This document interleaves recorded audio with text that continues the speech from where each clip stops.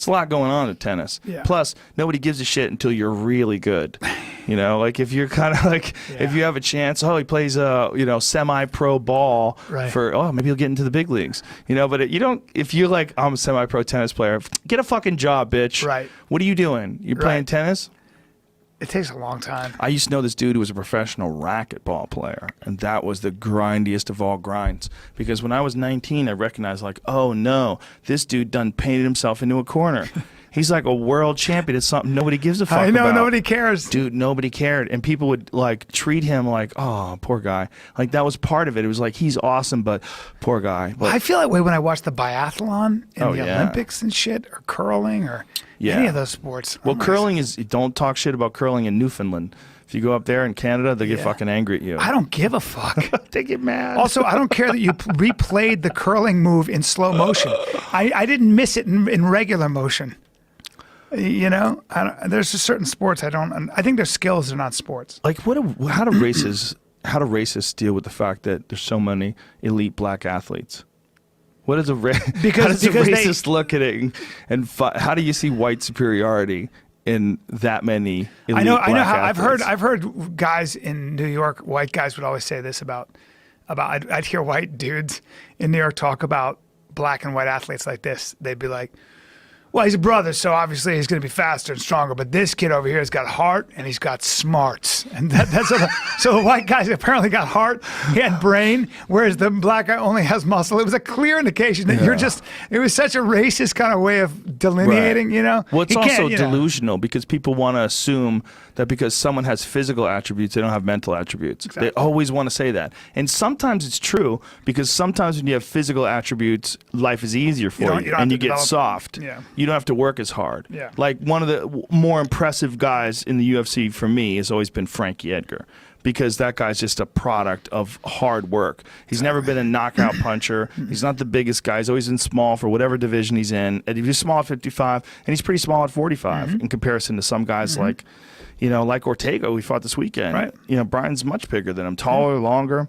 He's just all heart and will and toughness, and I love that, and I think that's an admirable thing, and I think you can get a lot out of watching a guy like that.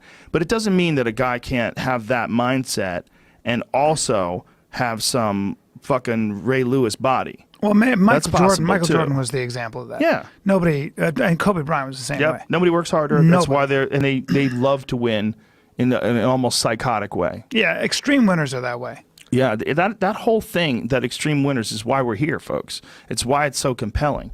I mean, you had to have some ungodly resolve to get through the Mongol era and the fucking caveman era, and think about all the different shit that's happened in between. Just think about the people that colonized this country. We were so far removed from people who lived here and rode wagons across the country just 200 years ago.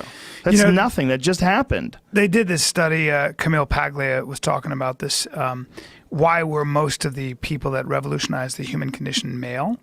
Like, so in other words, the printing press and Einstein and Copernicus and Galileo and Kepler and, all these people that kind of like, and why so few women? And so a lot of academic circles, the only single variable answer is that women were kept down by the patriarchy or whatever it might be.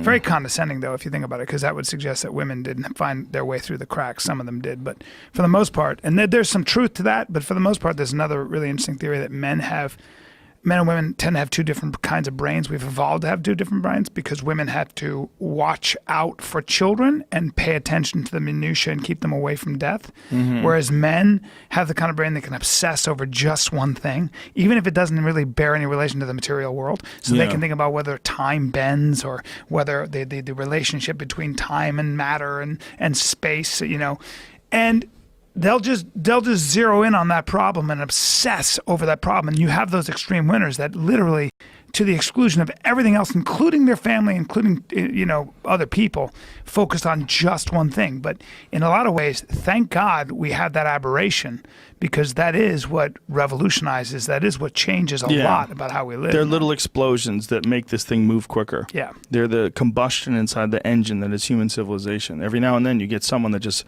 is an outlier. Some Elon Musk character that's drilling holes under Los Angeles and building fucking power stations for solar power for people's houses. Yeah. Making fucking cars and shooting everybody rockets goes, into it's space. never going to work. It's never going to work. It's never going to work. He's like, until it shut does. up. Yeah. He's just so much smarter. We let him drill under the city. We're like, go ahead. You know what you're doing. Everybody just lets him do it. Yeah. Can you imagine if like a regular person wanted to drill underneath the cities and make tubes and they'd be like, that's the dumbest idea ever. You're going to drop down, a car is going to go on a train, and the train's going to go really fast with the car underground. Shut the fuck up.